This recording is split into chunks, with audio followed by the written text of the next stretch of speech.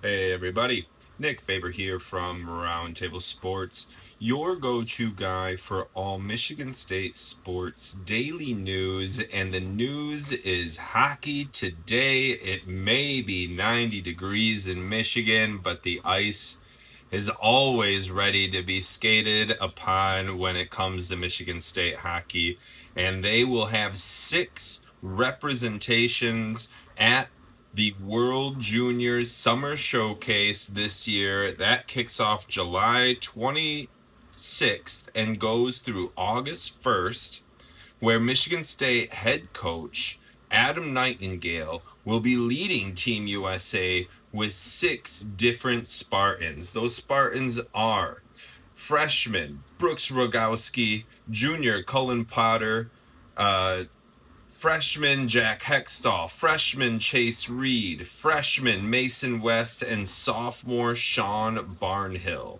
The Spartans will be well represented when it comes to Team USA, and all this is continuing doing is the same thing that the NHL draft just did, with 5 Michigan State Spartans getting drafted in the first round, 6 Spartans drafted in the first 33 picks, along with what Porter Martone did, which is all advertisements, free campaigns for Michigan State.